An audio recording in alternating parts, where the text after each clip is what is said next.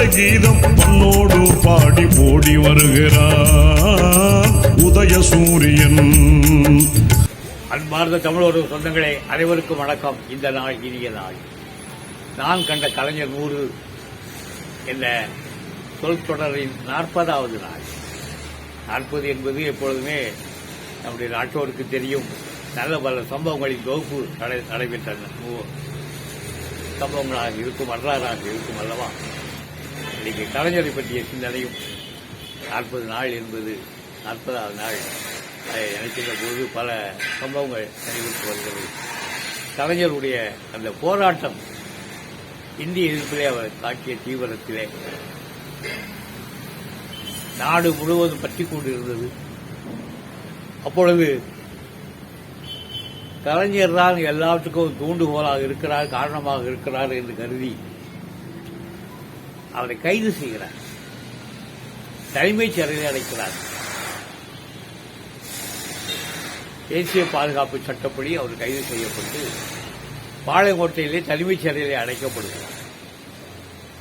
அடைக்கப்பட்டு வருகின்ற பொழுதுதான் 60 நாட்கள் என்ன ஆகிறது என்றே தெரியாத சூழலை அறிஞர் அண்ணா அவர்கள் துடித்து போனார்கள். நான் அடிக்கடி வாசம் செய்ய விரும்புகிற வாசஸ்தலம், புனித ஸ்தலம் எனக்கு பாளையங்கோட்டை சிறைச்சாலை தான் என்று சொல்லுகிற அளவுக்கு அவர் மிகவும் மன சங்கடப்பட்டு ஒவ்வொரு முறையும் அவர் பார்க்க செல்கின்ற பொழுதுதான் உயிரோடு பார்த்து வருவார். அந்த அளவுக்கு கலைஞருடைய கைது இருந்தது. எதிர்பாராத விதமாக 60 நாட்களுக்கு பிறகு அவர் கைது செய்யப்பட்டு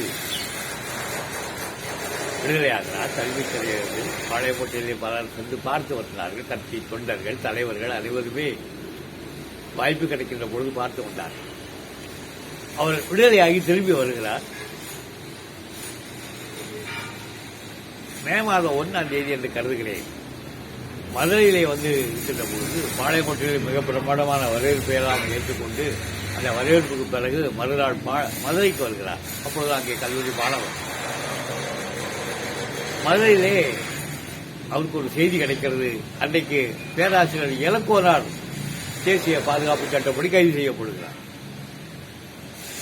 அதை கேள்விப்பட்ட அவர் மிகவும் வேதனைப்பட்டார்.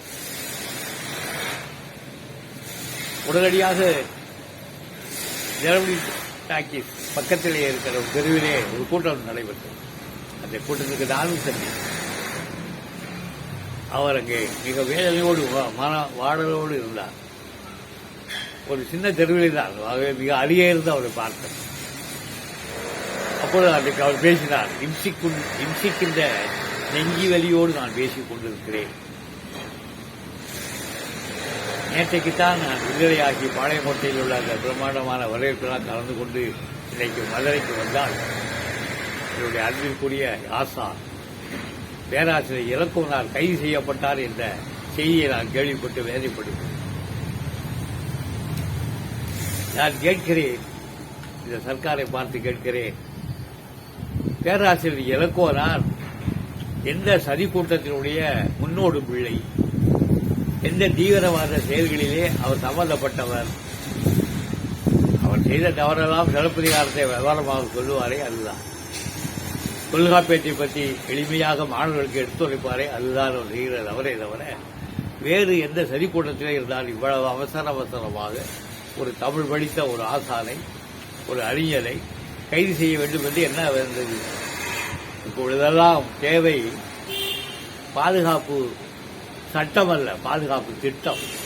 மாற்றான் 12,000 மைல் நமக்குள்ளே ஊடுருவி வந்து கொண்டிருக்கிறார். அவரை தடுத்து நிறுத்த என்ன வழி என்று நாம் யோசிப்பதற்கு பதிலாக இன்றைக்கு உள்நாட்டில் இருக்கிற தமிழறிஞர்களை கைது செய்வது எந்த விதத்தில் நியாயம்?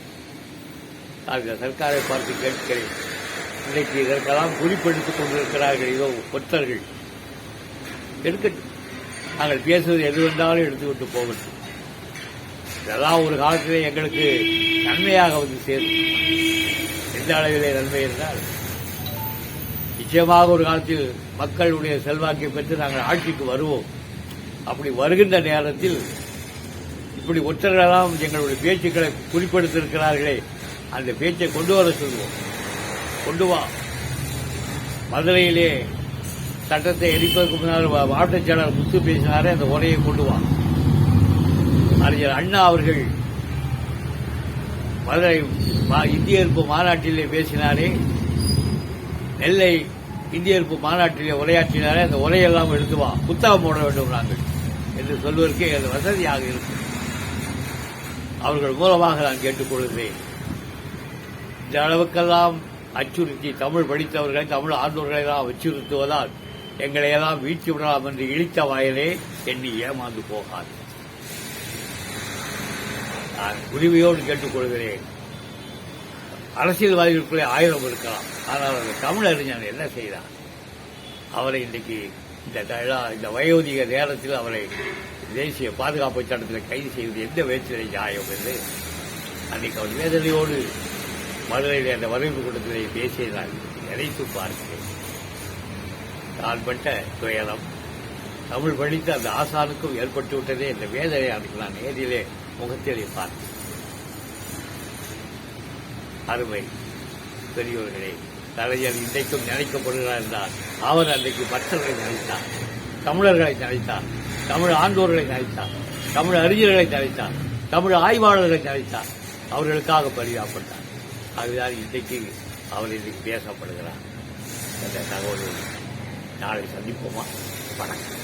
காடு களைந்து கழனி உழுந்து கதறிடும் உழவன் கண்ணீர் துடைக்க ஓடி வருகிறான் உதய சூரியன்.